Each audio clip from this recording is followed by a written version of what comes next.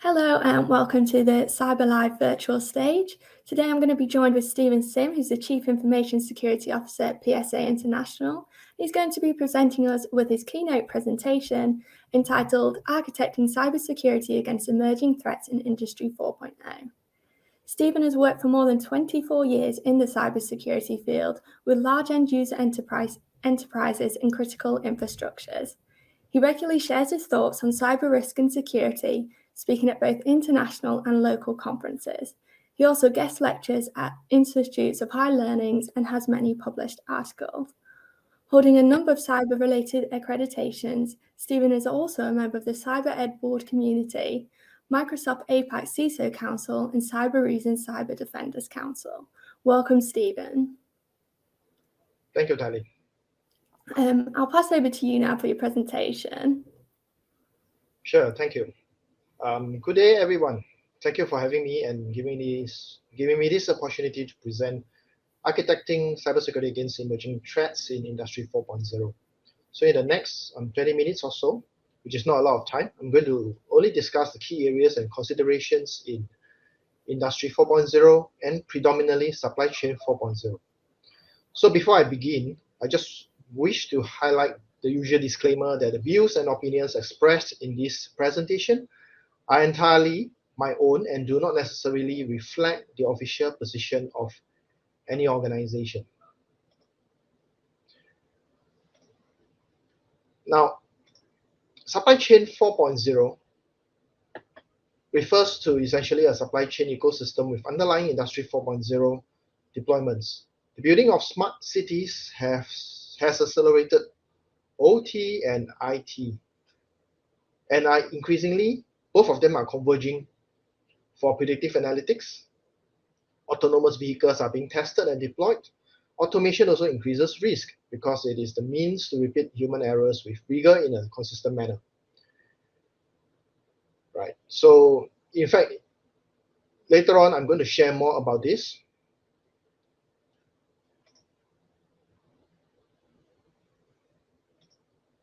In smart cities, we need to understand OT, IoT, and IoT as they are widely used for sensing automation, analytics, decision-making, and so on and so forth.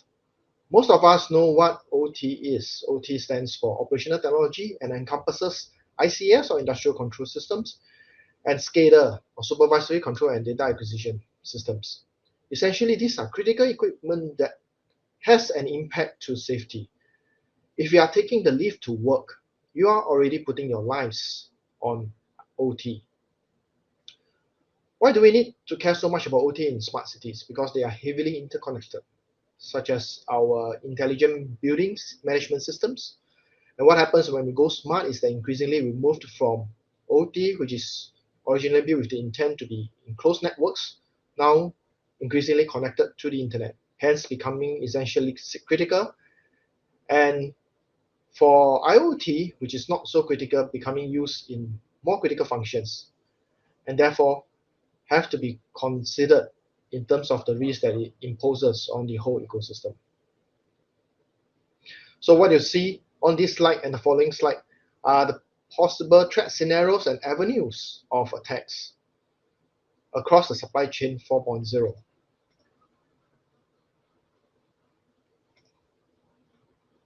Right? So they can be breached at the containers, it can be breached on the smart equipments and so forth.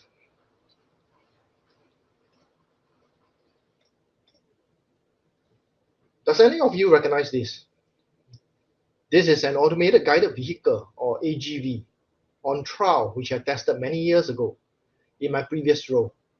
Just sending unexpected input causes the entire AGV to lock up. It was unable to recover by itself. You have to be physically present at the AGV to press the fat, big red button at its side to allow it to reset itself. Turns out that the vendor had left an undocumented developer backdoor, which was not adequately protected. They only fixed it after I told them I have intention to escalate to US CERT as part of responsible disclosure for new vulnerabilities. So in a closed network, the risk is definitely lower. But what happens when you need to expose your networks for analytics such as predictive analytics.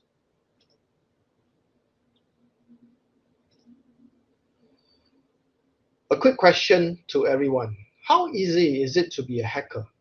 Can a 9-year-old kid become a hacker overnight? Yes, in fact, he can by simply Googling at two key websites. The first is the NVD, or National Vulnerability Database. Over here, I have nothing against Schneider Electric, but I'm just using them as an example, and this example can also be seen in other vendors as well. I use the example of a Schneider Electric structure-aware building operations automation server over here. From here, you can tell that the version that is vulnerable is 1.7 or lower. Notice that the exploit kit is available for download. So now, as a 9-year-old, I have the exploit. But how do I know what the vulnerable systems are? Where are they that I can attack? What are their domain names or IP addresses? Well, the 9-year-old doesn't need to fret too much about that. There is a search engine for every purpose, whether it is about crawling the dark web, the darknet, or simply searching for vulnerable systems. It is affectionately known as Shodan, spelled as Shodan.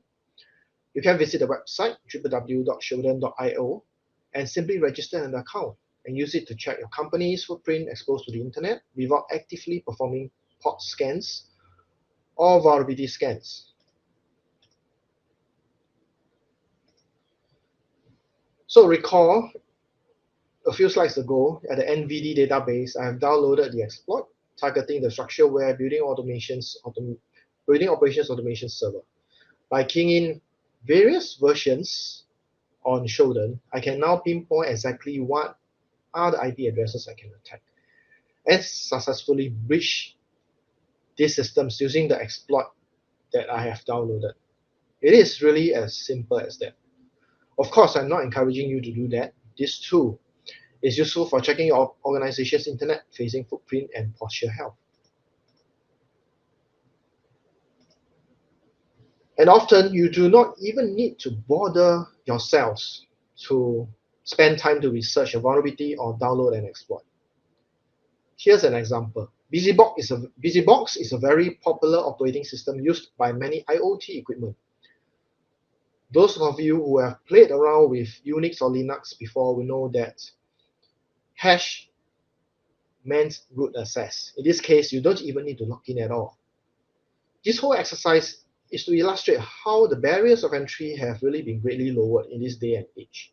How then can we future-proof our smart equipment?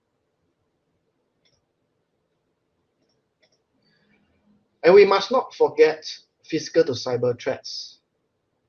Here are a few examples. GPS can be easily spoofed, so you are relying on GPS heavily in your architecture. You need to consider land-based backup navigation systems. And it is often no longer adequate to look at cyber architecture. It is also important to look at the physical setup as well. For instance, do you lock down the USB port to protect against killer USBs, which can cause a short circuit at your equipment if connected?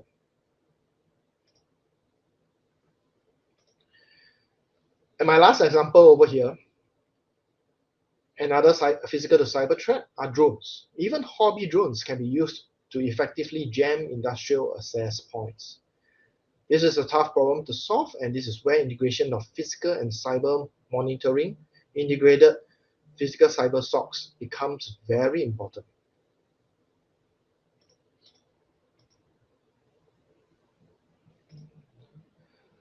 Now, we have discussed some of the key emerging threats with Supply Chain 4.0. Now, let's discuss the impact to the business. If we remember our history lessons well, the NotPetya ransomware attack in 2017 resulted in massive damages. Merck, one of the biggest pharmaceuticals, had it worst, with damage cost claim of USD 1.3 billion. They bought cyber insurance, but unfortunately, many insurers do not insure what is otherwise regarded as an act of war.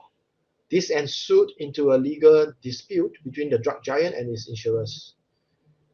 If companies out there still regard cyber insurance as a panacea, exorbitant premiums aside, we need to think again.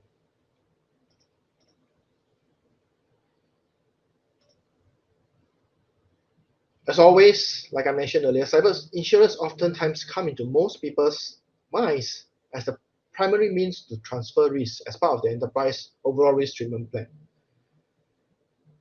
In the case of Merck, cyber insurance payouts are an issue if the breach is considered or regarded as an act of war.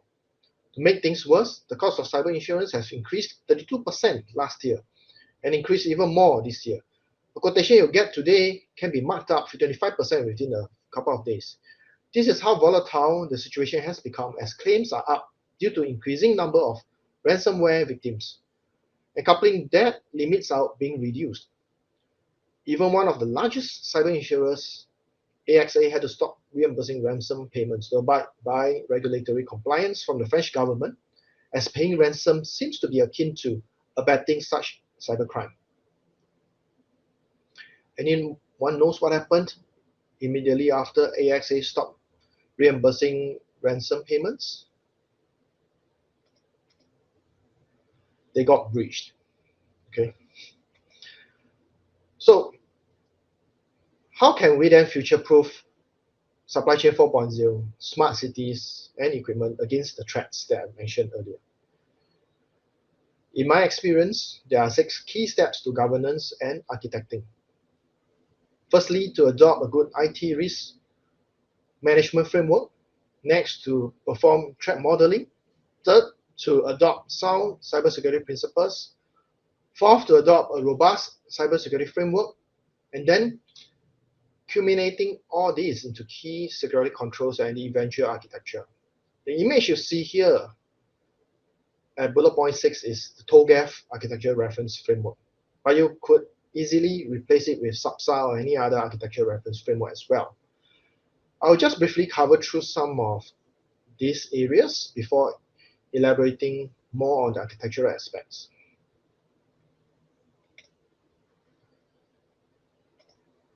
Ultimately, what is the objective of good governance and architecture? It is to enable the business. With that comes alignment with the organization's risk appetite. If your organization's risk appetite is low, then your architecture would have a lot more controls in place. However, it is also important not to overdo the controls. Therefore, I use the words risk optimization and not risk reduction or risk mitigation. Ownership of risk is important. Many folks within the organization may be responsible for deploying controls at different levels, but there should only be one risk owner being accountable, and this risk owner holds the purse strings and decides the risk level and security investment to shoot for. And I shared as well, there is no perfect security. Risk reduction or mitigation is a bottomless pit if we do not know when to stop, and which is where optimization comes into the picture, because it tells us how much risk to strive for. And to run a business, we need to take risk, and the only way to perfect cybersecurity is to avoid risk altogether. And that is simply not to run a business at all. Therefore, understanding the enterprise risk appetite and how IT and OT converging risks and IoT risk can be aligned to operational risk and business risk is a key step. The goalposts must be set in place first.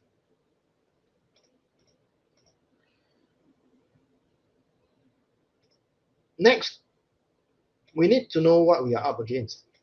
To really understand the tactics, techniques, and procedures or TTPs of attackers and design our architecture to address the threats at different levels of the architecture.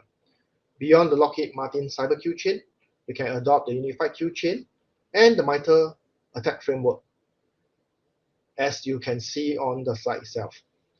The MITRE attack framework runs through the various techniques of how the attacker can first gain a foothold into the organization before moving laterally and penetrating your crown jewels in your critical environment. And using the NotPetya wiper worm as an example, again, it first entered the organizational network through a watering hole attack on the update servers of a trusted piece of accounting software. Then it elevated its privileges through stealing domain administrator passwords through Mimikatz memory credential stealing software, before moving laterally through not just exploitation of vulnerabilities, but also foulness or leaving off the land forms of propagation in the likes of PSXZ and WMIC calls, which are all traversing over TCP port 445. When I assess a solution architecture in my job, I ask solution vendors to provide me a mapping of their efficacy against preventing or detecting the different techniques under the MITRE ATT&CK framework, and to ensure that the solution is complementary so as to allow me a large coverage of the attacker's modus operandi. Key security principles have major influences onto your architecture. They are primarily secure by design, secure by default, secure in deployment, and communications. Secure by design covers from getting user requirements, identifying asset criticality to tender specifications, and determining the right architecture.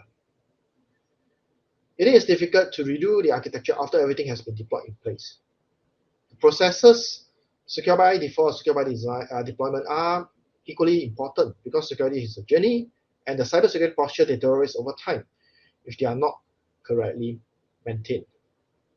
Finally, risk communications is the most important piece to communicate and align risk appetite and management from strategic to tactical to operational levels.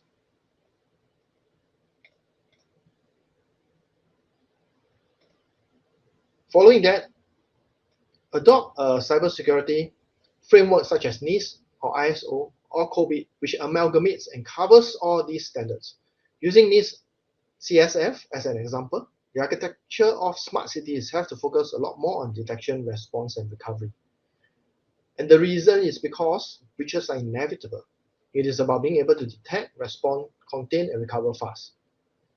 Now, how can we contain a sensor and limit its impact once it's breached?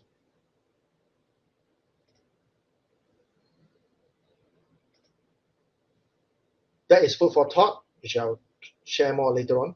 Next, we need to determine the key security controls. For cyber physical systems, which encompasses OT and IoT, in my experience, the key cybersecurity controls that needs to be addressed are in these 8 areas, predominantly physical security, change management, network security, security hardening, account management, vulnerability management, incident management, and last but not least, security awareness.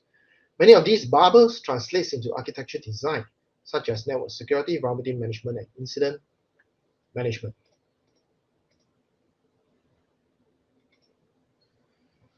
Network security should be based on layered defenses by depth and by sufficient diversity. Minimally diversity between security zones or tiers, such as the use of 2 different mix of firewalls. NIST SP800-82 R2 is very useful architecture guidance for OT, and you should read it if you are involved in securing OT and converging them for Industry 4.0.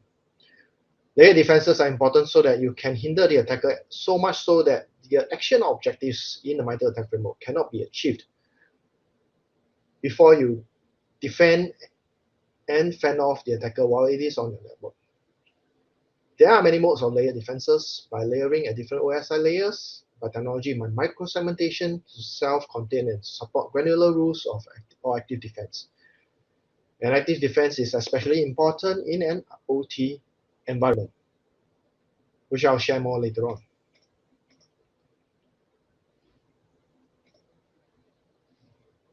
This slide is a further illustration of how you can control the entry points over the network and between hosts through the use of managed or orchestrated network and host-based firewalls.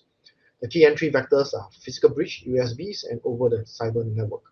Such vulnerabilities are often slow to becoming patched in OT and IoT environments. Therefore, it is important to use security gateways or jump hosts to shield those vulnerabilities away.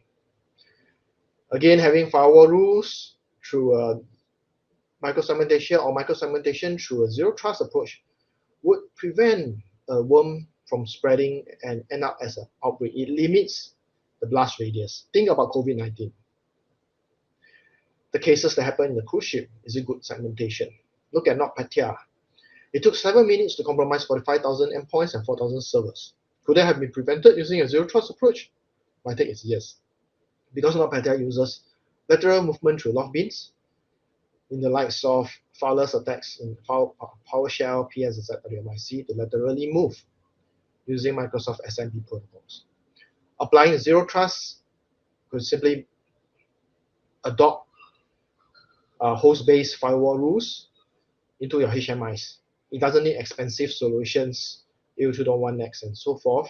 If you can't afford them, use host-based firewall rules to achieve similar effects to prevent a widespread ransomware attack.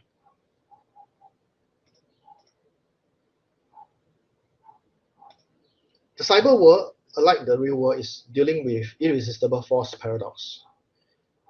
It is a constant step-up game between attackers and defenders. When you build a stronger shield, an attacker will come up with a stronger spear. There is no foolproof cybersecurity, and it's a constant tug of war and stepping up game between cyber attackers and defenders. Cyber criminals are using machine learning and even deep learning as well, and it appears that they are outpacing cyber defenders in its use. Therefore, as cyber defenders, we need to step up our game and build a stronger shield, a stronger defense. And in our defenses, it is important to focus on an assumed breach approach. It is not a matter of if, but when incidents will happen. And this relates to the notion of zero trust, where you don't trust even your own networks and your own machines, assuming that they are already breached, and focus on detection, recovery, and resilience, right? So it is inevitable to have a breach, but it is not inevitable in terms of the ability to detect, contain a breach fast enough before significant business impact can result.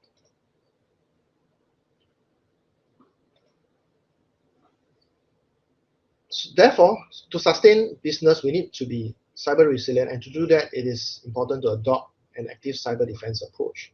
To consume threat intelligence against this is through joining communities like ISACs, Information Sharing Analysis Centers, such as the OTISAC, where I have firsthand obtained non-public threat intelligence, ISACA, and others. Then being able to use this intelligence for monitoring and incident response, and then refining the posture of your environment, such as the adoption of zero trust architecture to limit the blast radius of attacks and making it easier to contain incidents. And therefore, this will require technologies such as SIEM and beyond, including the likes of EDR, XDR, SOAR, security orchestration and automated response, and honeypots and honey tokens to serve as decoys, and to build all this into an integrated OODA process on the slide itself. Security analytics using AI and ML becomes very important.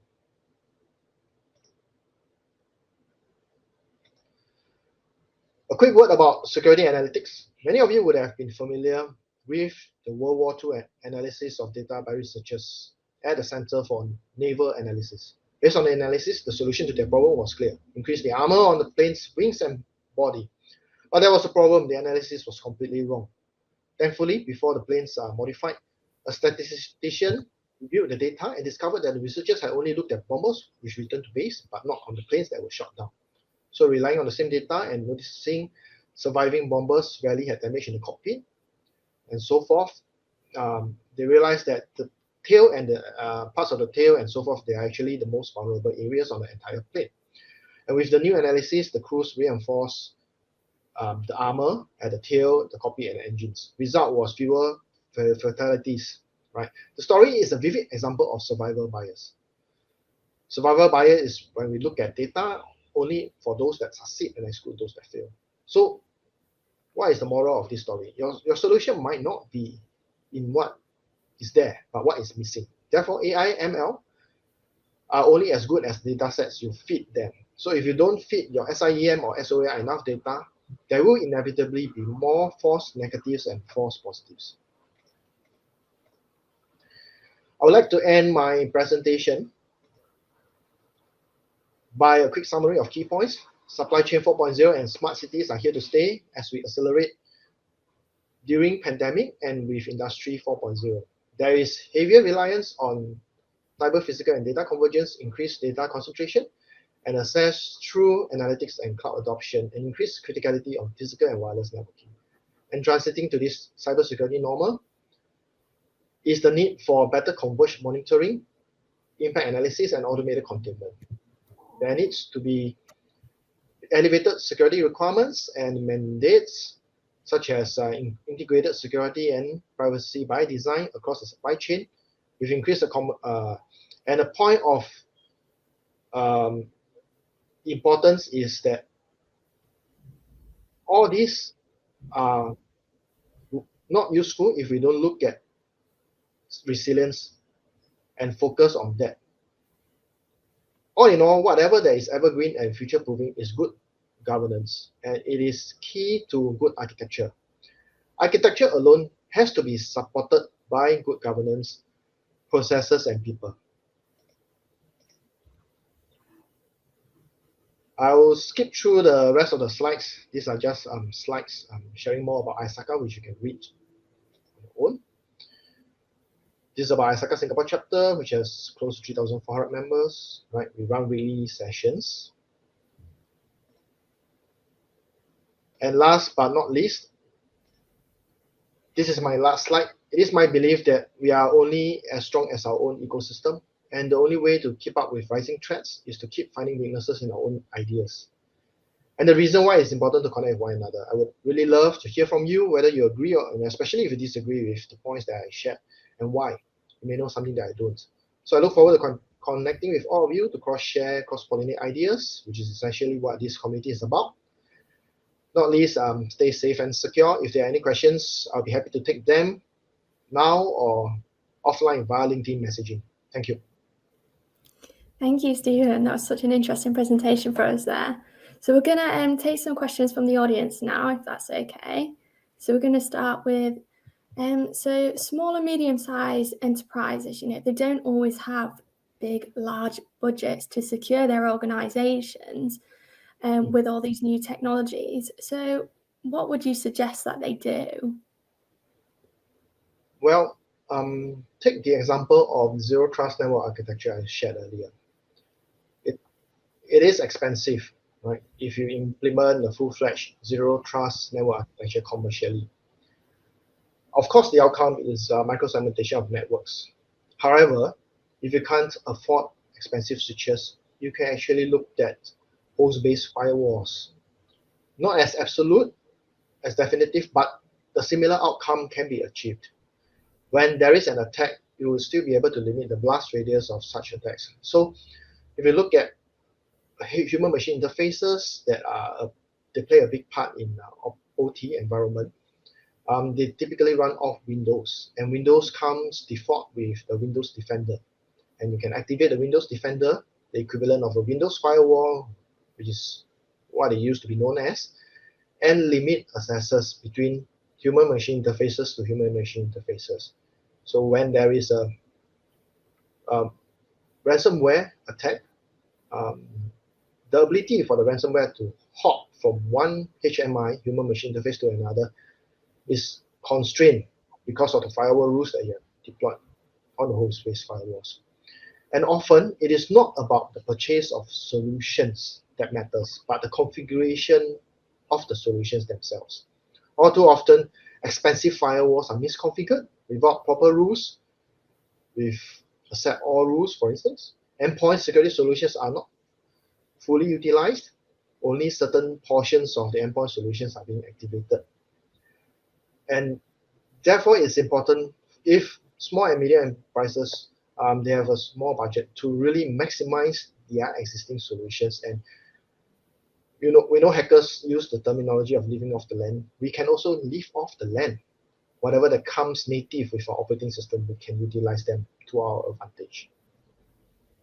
Thank you. And just one final question for you. So with sophisticated attacks, such as the SolarWinds or the Colonial Pipelines, do you think organizations can ever be prepared to future-proof themselves? It is a constant battle, and I believe we are tipping the asymmetry towards the advantage of defenders, and we're trying to do that as much as possible through our ecosystem, through the collective wisdom of everyone, to public-private partnership.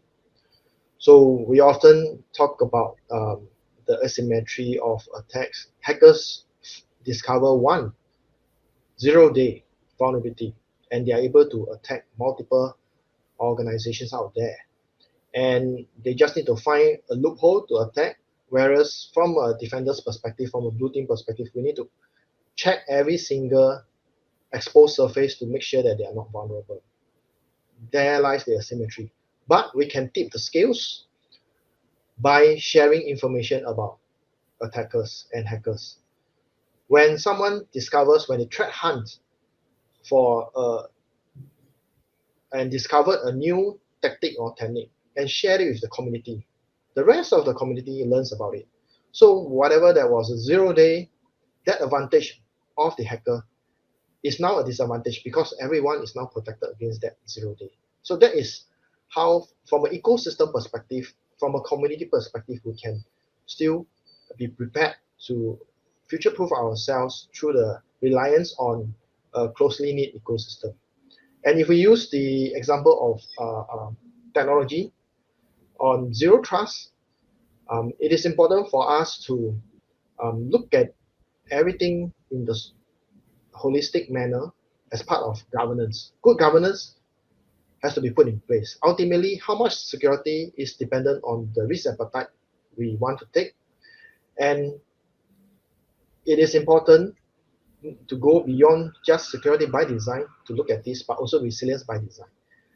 Like I said, breaches are inevitable, but disrupting the attacks before crown jewels are breached and having proper business continuity plans are all part of being resilient. So the way to be prepared to future-proof ourselves is not to prevent ourselves from being breached. Yes, that is important, but more important than that is accept the fact that we may be breached, but have the tools, the processes, the technologies in place to help us quickly recover from the breach and stay resilient.